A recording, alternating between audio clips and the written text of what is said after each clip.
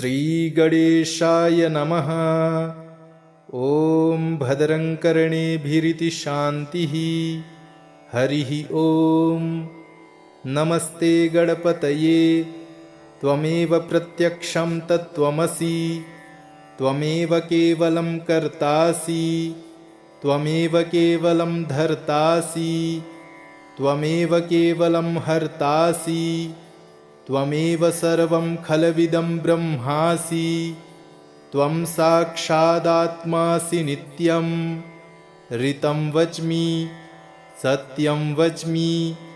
अवत्वं माम् अववक्तारम् अवश्रोतारम् अवदातारम् अवधातारम् अवानुचानमवशिष्यम् अवपश्चात्तात् अवपुरस्तात् अवचोत्तरात्तात् अवदक्षिणात्तात् अवचोर्ध्वात्तात् अवाधरात्तात् सर्वतो मां पाहि पाहि समन्तात्।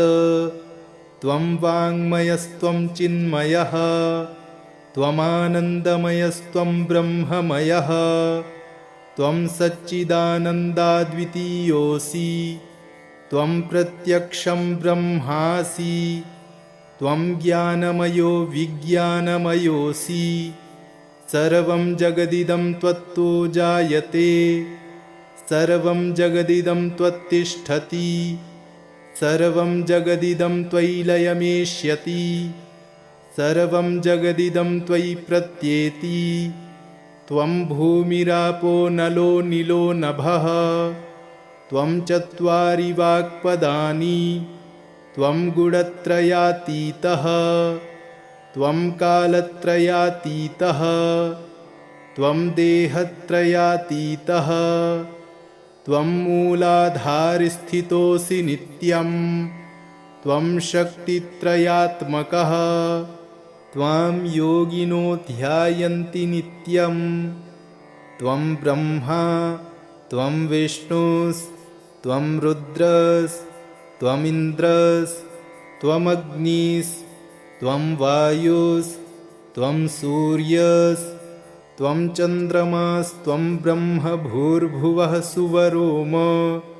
गणादिं पूर्वमुच्चार्य वर्णादिं तदनन्तरम् अनुस्वारः परतरः अर्धेन्दुलसितं तारेण रुद्धम् एतत्तव मनुस्वरूपं।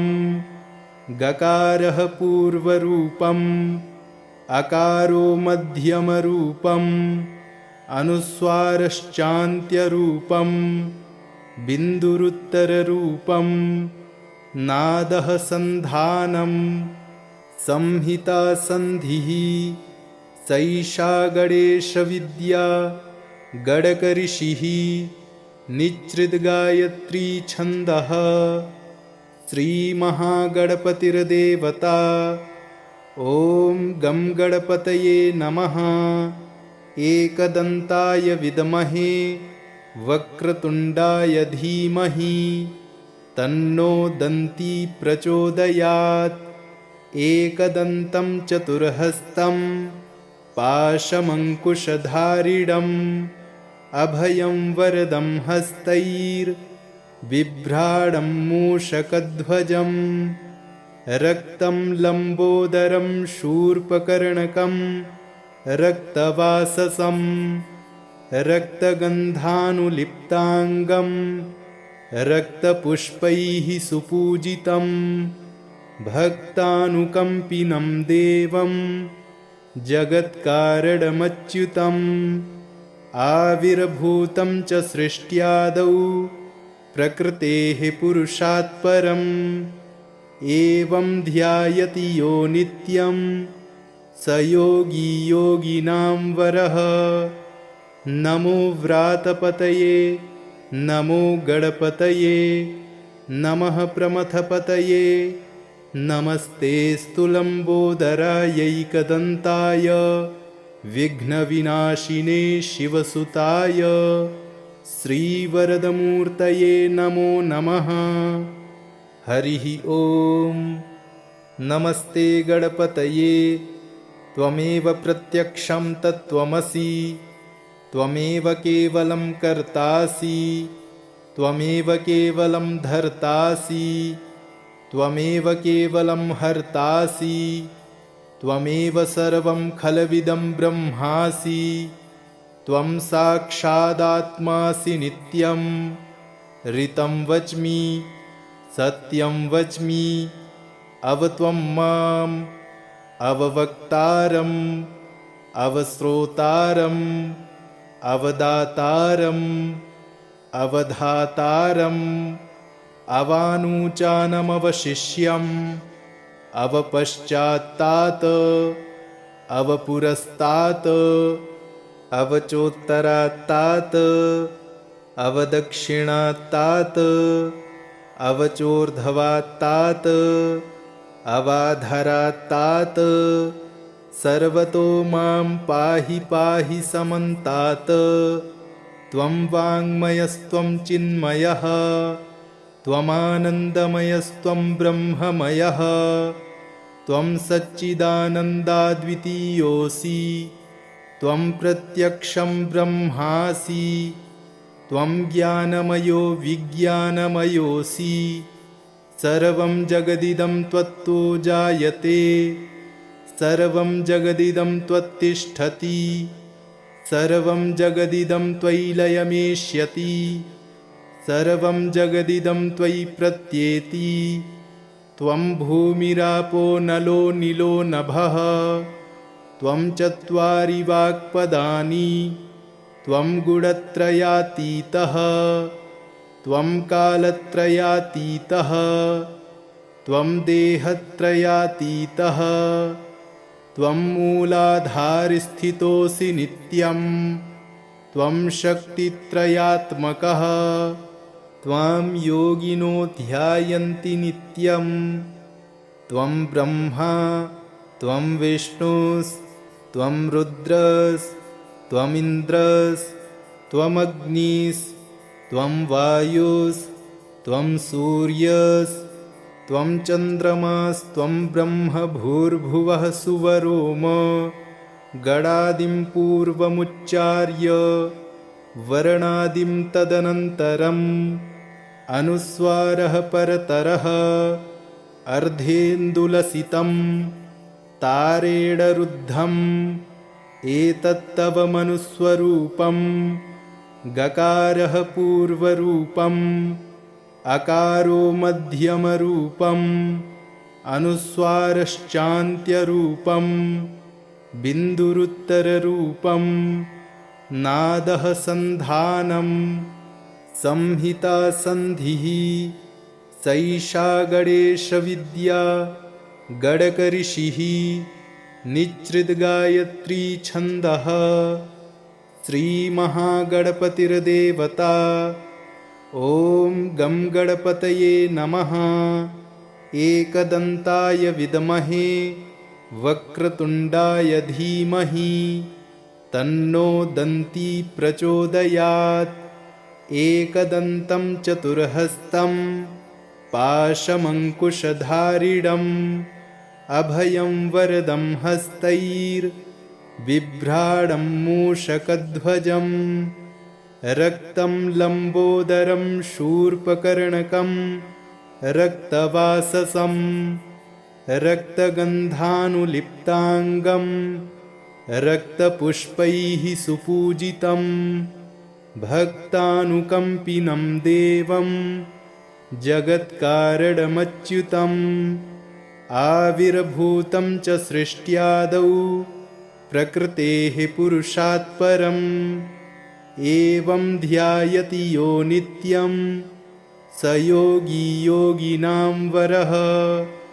नमो व्रातपतये नमो गणपतये नमः प्रमथपतये। नमस्तेऽस्तु लम्बोदरायैकदन्ताय विघ्नविनाशिने शिवसुताय श्रीवरदमूर्तये नमो नमः। हरिः ॐ।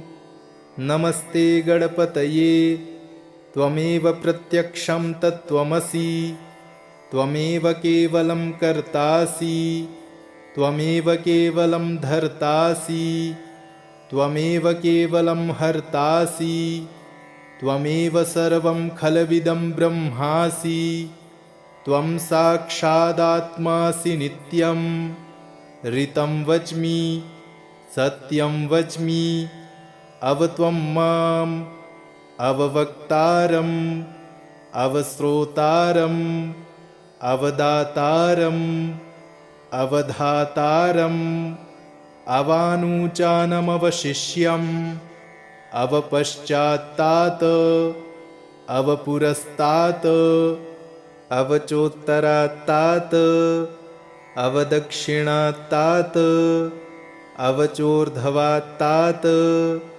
अवाधरात्तात् सर्वतो मां पाहि पाहि समन्तात् त्वं वाङ्मयस्त्वं चिन्मयः त्वमानन्दमयस्त्वं ब्रह्ममयः त्वं सच्चिदानन्दाद्वितीयोऽसि त्वं प्रत्यक्षं ब्रह्मासि त्वं ज्ञानमयो विज्ञानमयोऽसि सर्वं जगदिदं त्वत्तो जायते सर्वं जगदिदं त्वत्तिष्ठति सर्वं जगदिदं त्वयि लयमेष्यति सर्वं जगदिदं त्वयि प्रत्येति त्वं भूमिरापो नलो नीलो नभः त्वं चत्वारि वाक्पदानि त्वं गुणत्रयातीतः त्वं कालत्रयातीतः त्वं देहत्रयातीतः त्वं मूलाधारस्थितोऽसि नित्यं त्वं शक्तित्रयात्मकः त्वां योगिनो ध्यायन्ति नित्यं त्वं ब्रह्मा त्वं विष्णुस्त्वं रुद्रस्त्वमिन्द्रस्त्वमग्निस्त्वं वायुस्त्वं सूर्यस्त्वं चन्द्रमास्त्वं ब्रह्म भूर्भुवः सुवरोम गणादिं पूर्वमुच्चार्य वर्णादिं तदनन्तरम् अनुस्वारः परतरः अर्धेन्दुलसितं तारेण रुद्धम् एतत्तव मनुस्वरूपं गकारः पूर्वरूपम् अकारो मध्यमरूपम् अनुस्वारश्चान्त्यरूपम् बिन्दुरुत्तररूपम् नादः सन्धानं संहिता सन्धिः सैषा गणेशविद्या गणकऋषिः निच्छृद्गायत्री छन्दः श्रीमहागणपतिर्देवता ॐ गं गणपतये नमः एकदन्ताय विद्महे वक्रतुण्डाय धीमहि तन्नो दन्ती प्रचोदयात् एकदन्तं चतुर्हस्तं पाशमङ्कुशधारिणम् अभयं वरदं हस्तैर्बिभ्राणं मूषकध्वजम् रक्तं लम्बोदरं शूर्पकर्णकं रक्तवाससं रक्तगन्धानुलिप्ताङ्गं रक्तपुष्पैः सुपूजितं भक्तानुकम्पिनं देवं जगत्कारणमच्युतम् आविर्भूतं च सृष्ट्यादौ प्रकृतेः पुरुषात् परम् एवं ध्यायति यो नित्यं स योगी योगिनां वरः नमो व्रातपतये नमो गणपतये नमः प्रमथपतये नमस्तेऽस्तु लम्बोदरायैकदन्ताय विघ्नविनाशिने शिवसुताय श्रीवरदमूर्तये नमो नमः। हरिः ॐ। नमस्ते गणपतये त्वमेव प्रत्यक्षं तत्त्वमसि त्वमेव केवलं कर्तासि, त्वमेव केवलं धर्तासि, त्वमेव केवलं हर्तासि, त्वमेव सर्वं खलविदं ब्रह्मासि, त्वं साक्षादात्मासि नित्यं। ऋतं वच्मि, सत्यं वच्मि, अवत्वं माम् अववक्तारम्, अवश्रोतारम्, अवदातारम्, अवधातारम्, अवानुचानमवशिष्यम्, अवपश्चात्तात्, अवपुरस्तात्, अवचोत्तरात्तात्, अवदक्षिणात्तात्, अवचोर्ध्वात्तात्, अवाधरात्तात्, सर्वतो मां पाहि पाहि समन्तात्। त्वं वाङ्मयस्त्वं चिन्मयः, त्वमानन्दमयस्त्वं ब्रह्ममयः, त्वं सच्चिदानन्दाद्वितीयोऽसि, त्वं प्रत्यक्षं ब्रह्मासि, त्वं ज्ञानमयो विज्ञानमयोऽसि। सर्वं जगदिदं त्वत्तो जायते, सर्वं जगदिदं त्वत्तिष्ठति, सर्वं जगदिदं त्वयि लयमेष्यति, सर्वं जगदिदं त्वयि प्रत्येति। त्वं भूमिरापो नलो नीलो नभः, त्वं चत्वारि वाक्पदानि, त्वं गुणत्रयातीतः, त्वं कालत्रयातीतः, त्वं देहत्रयातीतः, त्वं मूलाधारस्थितोऽसि नित्यं, त्वं शक्तित्रयात्मकः, त्वां योगिनो ध्यायन्ति नित्यं। त्वं ब्रह्मा, त्वं विष्णुस्त्वं रुद्रस्त्वमिन्द्रस्त्वमग्निस्त्वं वायुस्त्वं सूर्यस्त्वं चन्द्रमास्त्वं ब्रह्म भूर्भुवः सुवरोम। गणादिं पूर्वमुच्चार्य वर्णादिं तदनन्तरम्, अनुस्वारः परतरः अर्धेन्दुलसितं तारेण रुद्धम्। एतत्तव मनुस्वरूपं, गकारः पूर्वरूपम्, अकारो मध्यमरूपम्, अनुस्वारश्चान्त्यरूपम्, बिन्दुरुत्तररूपम्, नादः सन्धानं, संहिता सन्धिः। सैषा गणेशविद्या गणकऋषिः, निच्छृद्गायत्री छन्दः। श्रीमहागणपतिर्देवता। ॐ गं गणपतये नमः। एकदन्ताय विद्महे वक्रतुण्डाय धीमहि, तन्नो दन्ती प्रचोदयात्। एकदन्तं चतुर्हस्तं पाशमङ्कुशधारिणम्, अभयं वरदं हस्तैर्बिभ्राणं मूषकध्वजम्, रक्तं लम्बोदरं शूर्पकर्णकं रक्तवाससं, रक्तगन्धानुलिप्ताङ्गं रक्तपुष्पैः सुपूजितं, भक्तानुकम्पिनं देवं जगत्कारणमच्युतम्। आविर्भूतं च सृष्ट्यादौ प्रकृतेः पुरुषात् परम्, एवं ध्यायति यो नित्यं स योगी योगिनां वरः।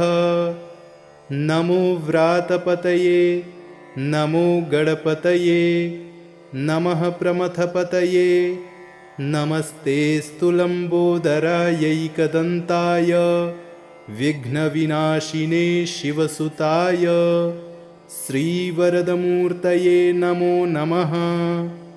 हरिः ॐ। नमस्ते गणपतये। त्वमेव प्रत्यक्षं तत्त्वमसि, त्वमेव केवलं कर्तासि, त्वमेव केवलं धर्तासि, त्वमेव केवलं हर्तासि त्वमेव सर्वं खलविदं ब्रह्मासि त्वं साक्षादात्मासि नित्यं ऋतं वच्मि सत्यं वच्मि अवत्वं माम् अववक्तारम् अवश्रोतारम् अवदातारम् अवधातारम् अवानुचानमवशिष्यम् अवपश्चात्तात् अवपुरस्तात् अवचोत्तरात्तात् अवदक्षिणात्तात् अवचोर्ध्वात्तात् अवाधरात्तात् सर्वतो मां पाहि पाहि समन्तात् त्वं वाङ्मयस्त्वं चिन्मयः त्वमानन्दमयस्त्वं ब्रह्ममयः त्वं सच्चिदानन्दाद्वितीयोऽसि त्वं प्रत्यक्षं ब्रह्मासि त्वं ज्ञानमयो विज्ञानमयोऽसि सर्वं जगदिदं त्वत्तो जायते सर्वं जगदिदं त्वत्तिष्ठति सर्वं जगदिदं त्वयि लयमेष्यति सर्वं जगदिदं त्वयि प्रत्येति त्वं भूमिरापो नलो नीलो नभः त्वं चत्वारि वाक्पदानि त्वं गुणत्रयातीतः त्वं कालत्रयातीतः त्वं देहत्रयातीतः त्वं मूलाधारस्थितोऽसि नित्यं त्वं शक्तित्रयात्मकः त्वां योगिनो ध्यायन्ति नित्यं त्वं ब्रह्मा त्वं विष्णुस्त्वं रुद्रस्त्वमिन्द्रस्त्वमग्निस्त्वं वायुस्त्वं सूर्यस्त्वं चन्द्रमास्त्वं ब्रह्म भूर्भुवः सुवरोम गणादिं पूर्वमुच्चार्य वर्णादिं तदनन्तरम् अनुस्वारः परतरः अर्धेन्दुलसितं तारेण रुद्धम् एतत्तव मनुस्वरूपं गकारः पूर्वरूपम् अकारो मध्यमरूपम् अनुस्वारश्चान्त्यरूपम्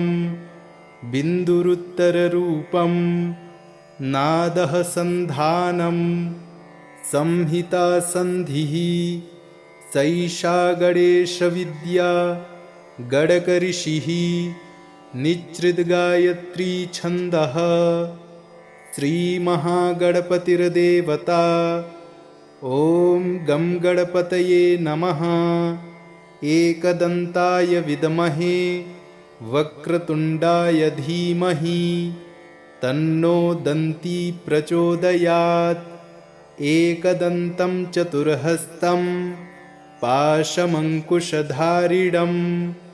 अभयं वरदं हस्तैर्बिभ्राणं मूषकध्वजम् रक्तं लम्बोदरं शूर्पकर्णकं रक्तवाससं रक्तगन्धानुलिप्ताङ्गं रक्तपुष्पैः सुपूजितं भक्तानुकम्पिनं देवं जगत्कारणमच्युतम् आविर्भूतं च सृष्ट्यादौ प्रकृतेः पुरुषात् परम् एवं ध्यायति यो नित्यं स योगी योगिनां वरः नमो व्रातपतये नमो गणपतये नमः प्रमथपतये नमस्तेऽस्तु लम्बोदरायैकदन्ताय विघ्नविनाशिने शिवसुताय श्रीवरदमूर्तये नमो नमः। हरिः ॐ। नमस्ते गणपतये त्वमेव प्रत्यक्षं तत्त्वमसि त्वमेव केवलं कर्तासि त्वमेव केवलं धर्तासि त्वमेव केवलं हर्तासि त्वमेव सर्वं खलविदं ब्रह्मासि त्वं साक्षादात्मासि नित्यं ऋतं वच्मि सत्यं वच्मि अवत्वं माम् अववक्तारम् अवश्रोतारम् अवदातारम् अवधातारम् अवानुचानमवशिष्यम् अवपश्चात्तात् अवपुरस्तात् अवचोत्तरात्तात् अवदक्षिणात्तात् अवचोर्ध्वात्तात् अवाधरात्तात् सर्वतो मां पाहि पाहि समन्तात् त्वं वाङ्मयस्त्वं चिन्मयः त्वमानन्दमयस्त्वं ब्रह्ममयः त्वं सच्चिदानन्दाद्वितीयोऽसि त्वं प्रत्यक्षं ब्रह्मासि त्वं ज्ञानमयो विज्ञानमयोऽसि सर्वं जगदिदं त्वत्तो जायते सर्वं जगदिदं त्वत्तिष्ठति सर्वं जगदिदं त्वयि लयमेष्यति सर्वं जगदिदं त्वयि प्रत्येति त्वं भूमिरापो नलो नीलो नभः त्वं चत्वारि वाक्पदानि त्वं गुणत्रयातीतः त्वं कालत्रयातीतः त्वं देहत्रयातीतः त्वं मूलाधारस्थितोऽसि नित्यं त्वं शक्तित्रयात्मकः त्वां योगिनो ध्यायन्ति नित्यं त्वं ब्रह्मा त्वं विष्णुस्त्वं रुद्रस्त्वमिन्द्रस्त्वमग्निस्त्वं वायुस्त्वं सूर्यस्त्वं चन्द्रमास्त्वं ब्रह्म भूर्भुवः सुवरोम गणादिं पूर्वमुच्चार्य वर्णादिं तदनन्तरम् अनुस्वारः परतरः अर्धेन्दुलसितं तारेण रुद्धम् एतत्तव मनुस्वरूपं गकारः पूर्वरूपम् अकारो मध्यमरूपम् अनुस्वारश्चान्त्यरूपम् बिन्दुरुत्तररूपं नादः सन्धानं संहिता सन्धिः सैषा गणेशविद्या गणकऋषिः निच्छृद्गायत्री छन्दः श्रीमहागणपतिर्देवता ॐ गं गणपतये नमः एकदन्ताय विद्महे वक्रतुण्डाय धीमहि तन्नो दन्ती प्रचोदयात् एकदन्तं चतुर्हस्तं पाशमङ्कुशधारिणम् अभयं वरदं हस्तैर्बिभ्राणं मूषकध्वजम् रक्तं लम्बोदरं शूर्पकर्णकं रक्तवाससं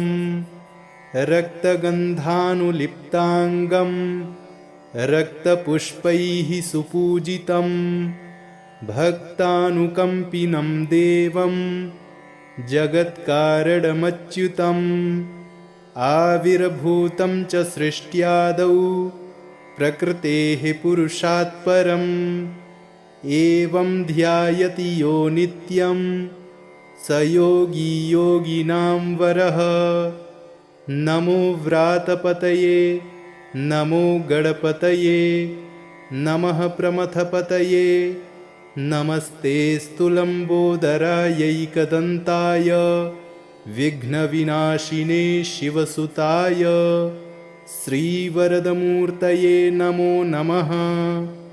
हरिः ॐ नमस्ते गणपतये त्वमेव प्रत्यक्षं तत्त्वमसि त्वमेव केवलं कर्तासि त्वमेव केवलं धर्तासि त्वमेव केवलं हर्तासि त्वमेव सर्वं खलविदं ब्रह्मासि त्वं साक्षादात्मासि नित्यं ऋतं वच्मि सत्यं वच्मि अवत्वं माम् अववक्तारम् अवश्रोतारम् अवदातारम् अवधातारम् अवानुचानमवशिष्यम् अवपश्चात्तात् अवपुरस्तात् अवचोत्तरात्तात् अवदक्षिणात्तात्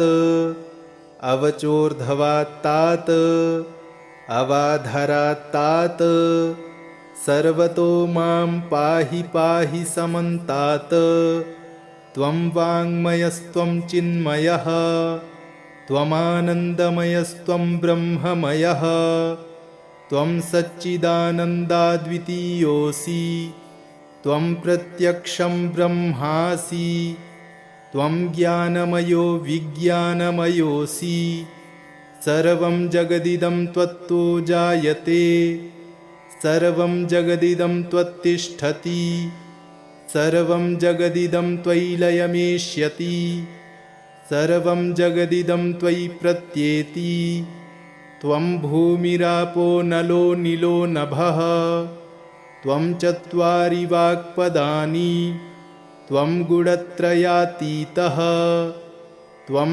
कालत्रयातीतः त्वं देहत्रयातीतः त्वं मूलाधारस्थितोऽसि नित्यं त्वं शक्तित्रयात्मकः त्वां योगिनो ध्यायन्ति नित्यं त्वं ब्रह्मा त्वं विष्णुस्त्वं रुद्रस्त्वमिन्द्रस्त्वमग्निस्त्वं वायुस्त्वं सूर्यस्त्वं चन्द्रमास्त्वं ब्रह्म भूर्भुवः सुवरोम गणादिं पूर्वमुच्चार्य वर्णादिं तदनन्तरम् अनुस्वारः परतरः अर्धेन्दुलसितं तारेण रुद्धम् एतत्तव मनुस्वरूपं गकारः पूर्वरूपम्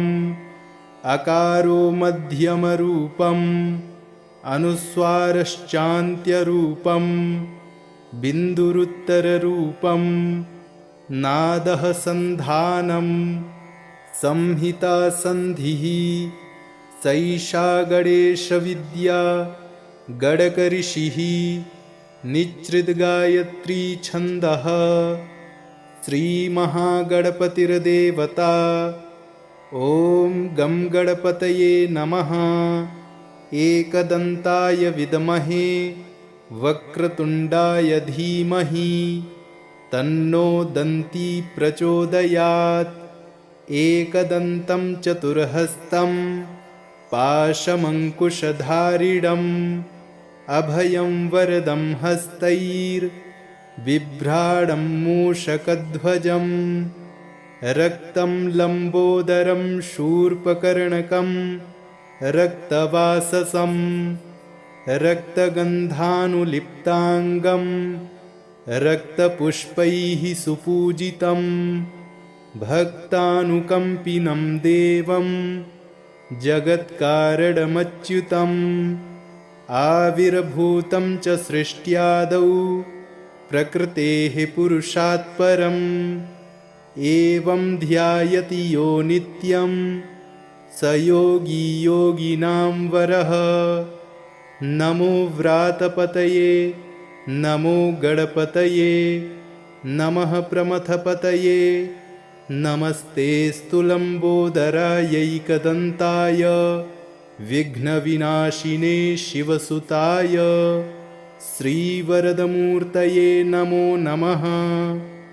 हरिः ॐ नमस्ते गणपतये त्वमेव प्रत्यक्षं तत्त्वमसि त्वमेव केवलं कर्तासि त्वमेव केवलं धर्तासि त्वमेव केवलं हर्तासि त्वमेव सर्वं खलविदं ब्रह्मासि त्वं साक्षादात्मासि नित्यं ऋतं वच्मि सत्यं वच्मि अवत्वं माम् अववक्तारम् अवश्रोतारम् अवदातारम् अवधातारम् अवानुचानमवशिष्यम् अवपश्चात्तात् अवपुरस्तात् अवचोत्तरात्तात् अवदक्षिणात्तात्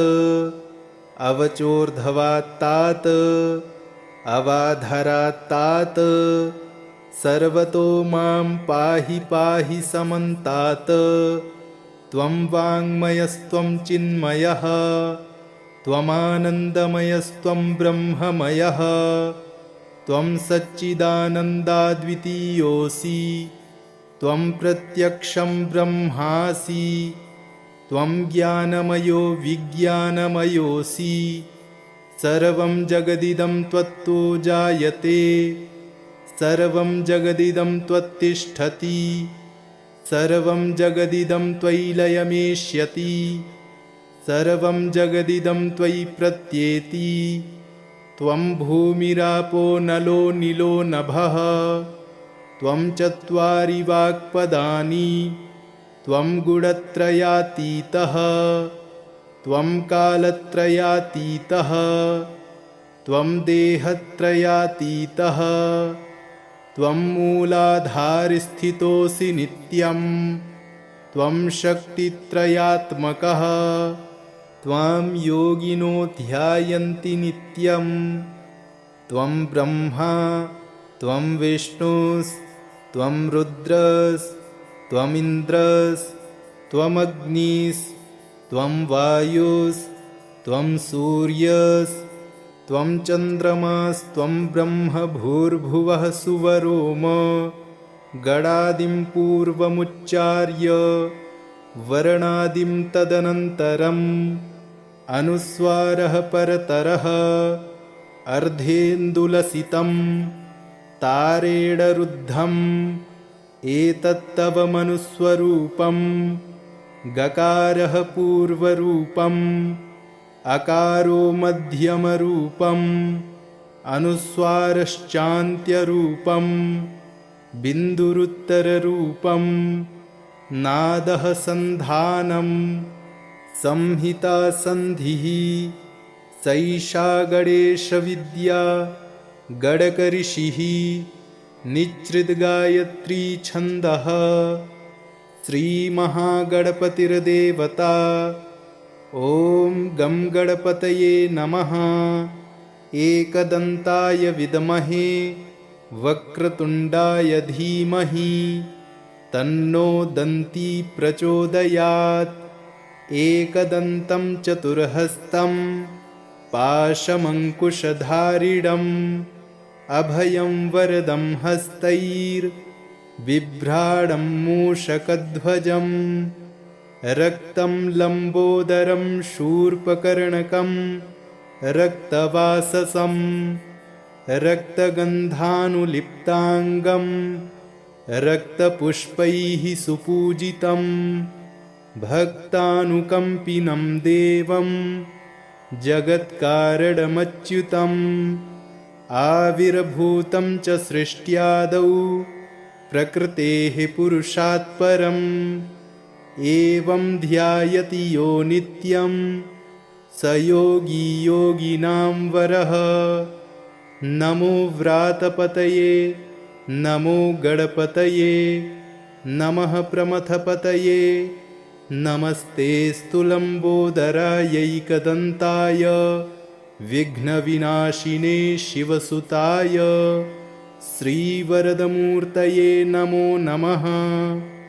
हरिः ॐ नमस्ते गणपतये त्वमेव प्रत्यक्षं तत्त्वमसि त्वमेव केवलं कर्तासि त्वमेव केवलं धर्तासि त्वमेव केवलं हर्तासि त्वमेव सर्वं खलविदं ब्रह्मासि त्वं साक्षादात्मासि नित्यं ऋतं वच्मि सत्यं वच्मि अवत्वं माम् अववक्तारम् अवश्रोतारम् अवदातारम् अवधातारम् अवानुचानमवशिष्यम् अवपश्चात्तात् अवपुरस्तात् अवचोत्तरात्तात् अवदक्षिणात्तात् अवचोर्ध्वात्तात् अवाधरात्तात् सर्वतो मां पाहि पाहि समन्तात्। त्वं वाङ्मयस्त्वं चिन्मयः त्वमानन्दमयस्त्वं ब्रह्ममयः त्वं सच्चिदानन्दाद्वितीयोऽसि त्वं प्रत्यक्षं ब्रह्मासि त्वं ज्ञानमयो विज्ञानमयोऽसि सर्वं जगदिदं त्वत्तो जायते सर्वं जगदिदं त्वत्तिष्ठति सर्वं जगदिदं त्वयि लयमेष्यति सर्वं जगदिदं त्वयि प्रत्येति त्वं भूमिरापो नलो नीलो नभः त्वं चत्वारि वाक्पदानि त्वं गुणत्रयातीतः त्वं कालत्रयातीतः त्वं देहत्रयातीतः त्वं मूलाधारस्थितोऽसि नित्यं त्वं शक्तित्रयात्मकः त्वां योगिनो ध्यायन्ति नित्यं त्वं ब्रह्मा त्वं विष्णुस्त्वं रुद्रस्त्वमिन्द्रस्त्वमग्निस्त्वं वायुस्त्वं सूर्यस्त्वं चन्द्रमास्त्वं ब्रह्म भूर्भुवः सुवरोम गणादिं पूर्वमुच्चार्य वर्णादिं तदनन्तरम् अनुस्वारः परतरः अर्धेन्दुलसितं तारेण रुद्धम् एतत्तव मनुस्वरूपं गकारः पूर्वरूपम् अकारो मध्यमरूपम् अनुस्वारश्चान्त्यरूपम् बिन्दुरुत्तररूपम् नादः सन्धानम् संहिता सन्धिः सैषा गणेशविद्या गणकऋषिः निच्छृद्गायत्री छन्दः श्रीमहागणपतिर्देवता। ॐ गं गणपतये नमः। एकदन्ताय विद्महे वक्रतुण्डाय धीमहि तन्नो दन्ती प्रचोदयात्। एकदन्तं चतुर्हस्तं पाशमङ्कुशधारिणम् अभयं वरदं हस्तैर्बिभ्राणं मूषकध्वजं रक्तं लम्बोदरं शूर्पकर्णकं रक्तवाससं रक्तगन्धानुलिप्ताङ्गं रक्तपुष्पैः सुपूजितं भक्तानुकम्पिनं देवं जगत्कारणमच्युतम् आविर्भूतं च सृष्ट्यादौ प्रकृतेः पुरुषात् परम् एवं ध्यायति यो नित्यं स योगी योगिनां वरः। नमो व्रातपतये नमो गणपतये नमः प्रमथपतये नमस्तेऽस्तु लम्बोदरायैकदन्ताय विघ्नविनाशिने शिवसुताय श्रीवरदमूर्तये नमो नमः। हरिः ॐ। नमस्ते गणपतये त्वमेव प्रत्यक्षं तत्त्वमसि त्वमेव केवलं कर्तासि त्वमेव केवलं धर्तासि त्वमेव केवलं हर्तासि त्वमेव सर्वं खलविदं ब्रह्मासि त्वं साक्षादात्मासि नित्यं ऋतं वच्मि सत्यं वच्मि अवत्वं माम् अववक्तारम् अवश्रोतारम् अवदातारम् अवधातारम् अवानूचानमवशिष्यम् अवपश्चात्तात् अवपुरस्तात् अवचोत्तरात्तात् अवदक्षिणात्तात् अवचोर्ध्वात्तात् अवाधरात्तात् सर्वतो मां पाहि पाहि समन्तात्। त्वं वाङ्मयस्त्वं चिन्मयः त्वमानन्दमयस्त्वं ब्रह्ममयः त्वं सच्चिदानन्दाद्वितीयोऽसि त्वं प्रत्यक्षं ब्रह्मासि त्वं ज्ञानमयो विज्ञानमयोऽसि सर्वं जगदिदं त्वत्तो जायते सर्वं जगदिदं त्वत्तिष्ठति सर्वं जगदिदं त्वयि लयमेष्यति सर्वं जगदिदं त्वयि प्रत्येति। त्वं भूमिरापो नलो नीलो नभः त्वं चत्वारि वाक्पदानि त्वं गुणत्रयातीतः त्वं कालत्रयातीतः त्वं देहत्रयातीतः त्वं मूलाधारस्थितोऽसि नित्यं त्वं शक्तित्रयात्मकः त्वां योगिनो ध्यायन्ति नित्यं त्वं ब्रह्मा त्वं विष्णुस्त्वं रुद्रस्त्वमिन्द्रस्त्वमग्निस्त्वं वायुस्त्वं सूर्यस्त्वं चन्द्रमास्त्वं ब्रह्म भूर्भुवः सुवरोम गणादिं पूर्वमुच्चार्य वर्णादिं तदनन्तरम् अनुस्वारः परतरः अर्धेन्दुलसितं तारेण रुद्धम् एतत्तव मनुस्वरूपं गकारः पूर्वरूपम् अकारो मध्यमरूपम् अनुस्वारश्चान्त्यरूपम् बिन्दुरुत्तररूपम् नादः सन्धानम् संहिता सन्धिः सैषा गणेशविद्या गणकऋषिः निच्छृद्गायत्री छन्दः श्रीमहागणपतिर्देवता। ॐ गं गणपतये नमः। एकदन्ताय विद्महे वक्रतुण्डाय धीमहि तन्नो दन्ती प्रचोदयात्। एकदन्तं चतुर्हस्तं पाशमङ्कुशधारिणम्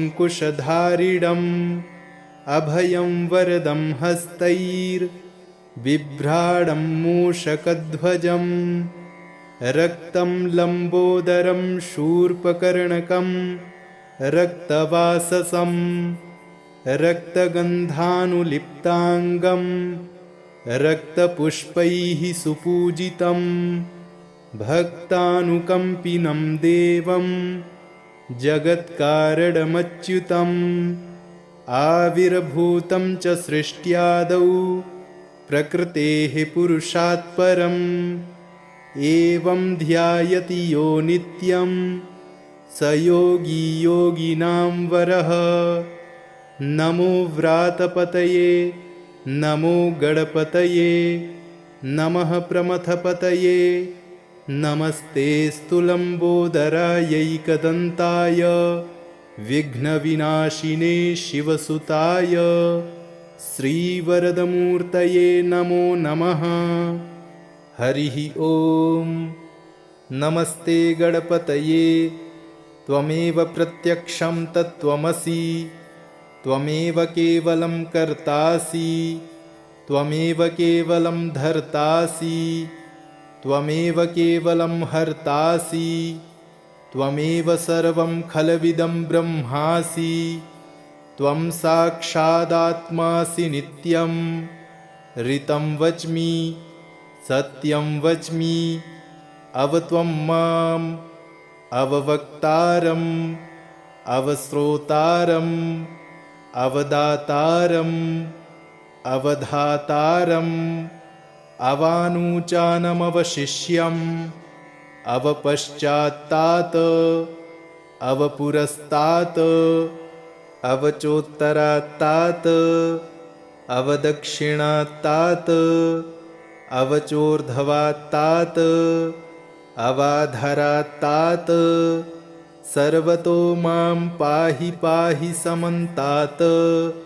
त्वं वाङ्मयस्त्वं चिन्मयः त्वमानन्दमयस्त्वं ब्रह्ममयः त्वं सच्चिदानन्दाद्वितीयोऽसि त्वं प्रत्यक्षं ब्रह्मासि त्वं ज्ञानमयो विज्ञानमयोऽसि सर्वं जगदिदं त्वत्तो जायते सर्वं जगदिदं त्वत्तिष्ठति सर्वं जगदिदं त्वयि लयमेष्यति सर्वं जगदिदं त्वयि प्रत्येति त्वं भूमिरापो नलो नीलो नभः त्वं चत्वारि वाक्पदानि त्वं गुणत्रयातीतः त्वं कालत्रयातीतः त्वं देहत्रयातीतः त्वं मूलाधारस्थितोऽसि नित्यं त्वं